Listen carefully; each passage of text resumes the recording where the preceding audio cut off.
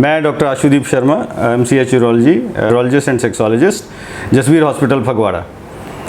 ये हॉस्पिटल एक one of the premiere सबसे अच्छे इंस्टीट्यूट्स में है एंड्रोलॉजी की फील्ड में, male infertility and female infertility के फील्ड में। तो हमने अब सीरीज़ को कंटिन्यू करते हुए हम आज डिस्कस करेंगे ओलिगोस्पर्मिया और एजोस्पर्मिया के बारे में।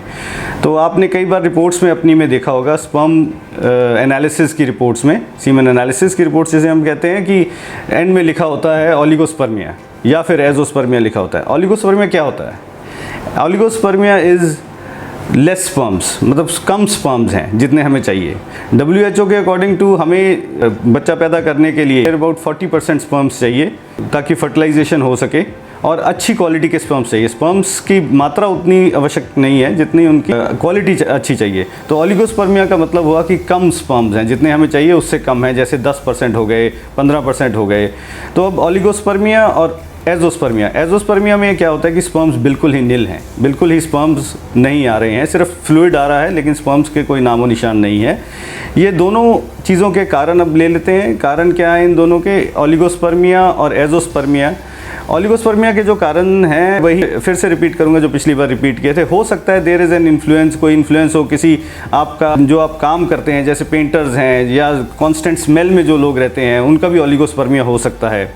सेकेंडली, ओलिगोस्पर्मिया होने का कारण लाइफस्टाइल तो है ही है, हमने पिछली बार डिस्कस किया था। उसके बाद आपका stress factor, one of the very important factors, और खान पान जो है आपका, जो आप खा रहे हैं पी रहे हैं, ज़्यादा जो पदार्थ ज़्यादा मसाले वाले होते हैं, ज़्यादा चिलीज़ वाले होते हैं, वो भी ओलिगोस्पर्मिया कॉज कर सकते हैं। ओलिगोस्पर्मिया ट्रीटेबल है, एकदम इसका क्योर है और इसका हम इलाज कर सकते हैं।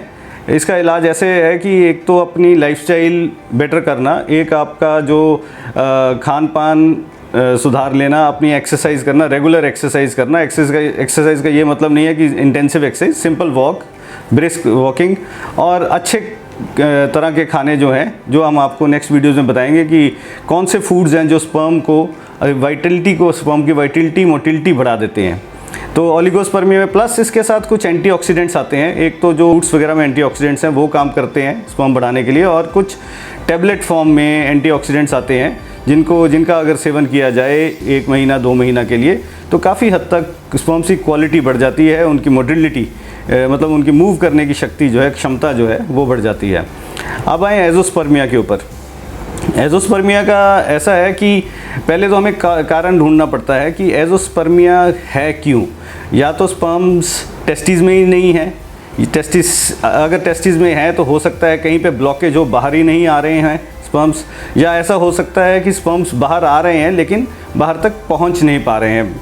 तो पहले इनका आपके जो डॉक्टर हैं इनका कारण ढूंढेंगे, जो एंड्रोलॉजिस्ट हैं, इसका कारण ढूंढ के अगर तो स्पर्म्स टेस्टिस में ही नहीं है तो थोड़ा सा मुश्किल हो जाता है। उसके लिए फिर हमें और दूसरे उपायों की सहायता लेनी पड़ती है, वो सर्जिकल उपाय हैं, वो आपको भी बताए जाएंगे नेक्स्ट वीडियोज़ में। अगर स्पर्म टेस्टिस के बाहर नहीं आ रहे हैं, अंदर बन रहे हैं, तो इसके लिए जो ब्लॉकेज है, ब्लॉकेज को खोला जाता है, पहले ब्लॉकेज टेस्ट की जाती है, इसके लिए स्पेशल टेस्ट हैं। तो अगर बाहर आ रहे हैं लेकिन फिर भी पूरी तरह बाहर नहीं पहुंच सकते तो इसका मतलब हो सकता है कि रास्ते में कहीं इन्फेक्शन हो या रास्ते में कहीं ब्लॉकेज हो। तो ये सब हम आपके साथ एक अलग टॉपिक, एक अलग डिस्कस करेंगे। Thank you.